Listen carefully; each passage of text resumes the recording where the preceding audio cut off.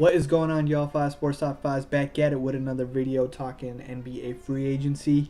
You know, it's sort of the bittersweet part of free agency, the end when all the dust has settled and all the major free agents have sort of, found their teams and all of that. I know there's still minimum guys out there still left, but basically the guys who are going to make a major impact have already picked their teams and have signed. So we've basically come down to the near end of free agency.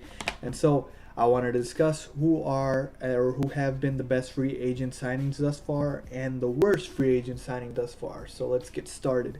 A couple things before I get to that. I just want to say that I'm not going to do stars because LeBron going back to Cleveland is obviously the best move of the offseason. That's too easy. I'm talking about those sort of underrated moves that a lot of teams did.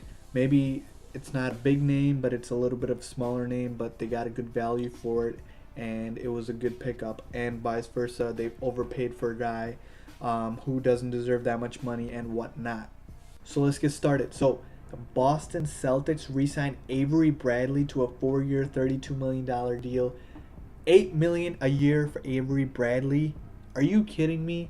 First off, the Celtics need offense. Rondo, when he comes back, who is he going to pass the ball to? Gerald Wallace, Kelly Olynyk, Jared Sullinger. So you re-sign Avery Bradley, who, don't get me wrong, he's a nice defender. He's a nice little defender. $8 million a year? That's way too much. And some of the guys I'm going to talk about that got the better, that were one of the best free agent signings this offseason, they got paid just slightly more than Avery Bradley. So that should tell you all you need to know about how bad of a deal this is. I would have offered somewhere in the neighborhood of $5 to $6 million. No way would I have gotten $8 million.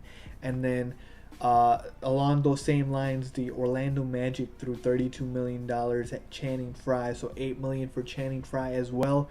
I'm going to go nuts here. How in the world does Channing Frye deserve $8 million? He's a nice shooter. He's a nice role player, but he's not a legit starter. He's not a legit, cornerstone piece. $8 million is way too much for Channing Frye as well. I thought the Magic could have done better. And here's the part that really makes me mad is who are these teams betting against? Nobody was running for Avery Bradley, and nobody was running for Channing Frye, so why overpay? I just don't get it. Now, for one of the better free agent signings this offseason, I thought Lance Stephenson to the Charlotte Hornets was a great pickup for them. $9 million a year for Lance Stephenson. Now, that's value. He signed a 3-year, $27 million deal. Great move for the Hornets. Lance Stephenson has his best years ahead of him. There was a short deal. Good value. Remember, $8 million for Avery Bradley, $9 million for Lance Stephenson. I like the move. And then Pau Gasol signing with the Bulls. I like this more from a contract perspective. 3 years and $22 million. That's like $7 million for Pau Gasol. There were teams ready to overpay the heck out of Pau Gasol. Bulls got a great deal here. Great power forward. He can come in, start right away. He's still got a few years left in him, and he doesn't have to waste it on a bad Lakers team. And then I also like this one. This is pretty underrated. I like the Miami Heat's pickup of Luol Deng. I like this again from a contract perspective. 2 years and just $20 million. Short deal.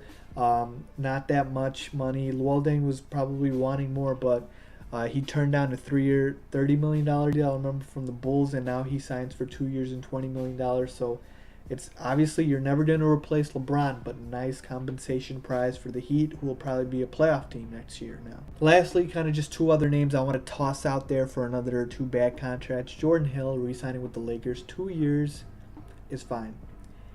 $18 million is not, and $9 million per Jordan Hill. I'm done, man. I can't believe Jordan Hill got $9 million a year. He's a nice player. He's had a stretch of few games, but no, $9 million, no way. And then Thabo Sefolosha. What are the Atlanta Hawks doing? Look, you had a boatload of cap space, and you spend it on Thabo Sefolosha. You needed a wing creator scorer. Thabo Sefolosha averaged 4 points, something like that, in the conference finals against the Spurs. He was atrocious on offense. He's a decent defender, and all he can do is hit the occasional three-pointer. Bad signing for the Hawks. I didn't like that at all. I know it's probably for like $4 million a year, but still. That's it, guys. Let me know what you guys think of the best and worst free agent signings. If you agree, disagree, comment below. And as always, do not forget to subscribe.